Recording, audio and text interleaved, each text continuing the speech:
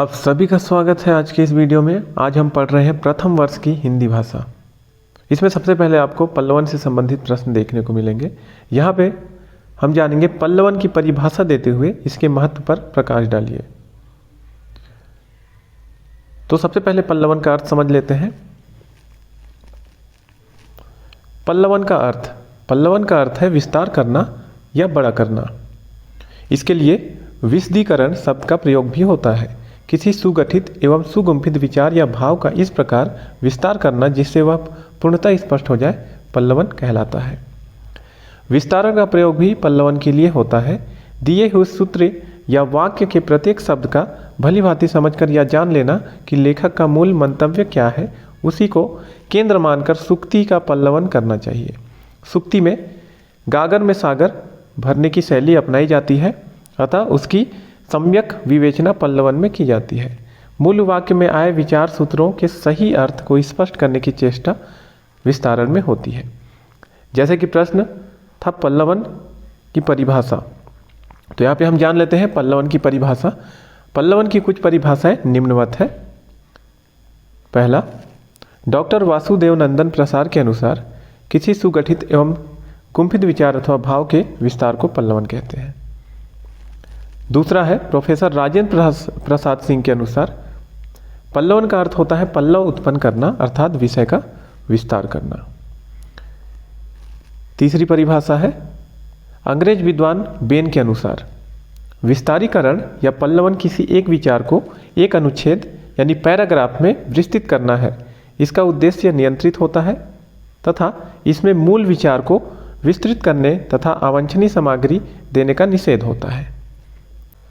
चौथा है टी.एस. इमाम के अनुसार विस्तारण किसी भाव के विस्तार या परिवर्धन की क्रिया है या विचार निरूपण की प्रक्रिया है। यह एक प्रसरणशील विचार विमर्श है जो किसी विषय के उन सब विवरणों पर विस्तार पाता है जो व्याख्याओं, उदाहरणों और प्रमाणों द्वारा पुष्ट होता है। इन परिभाषाओं से पल्लवन यानी विस्तारण की संयुक्त रूप में एक नई परिभाषा दी जा सकती है।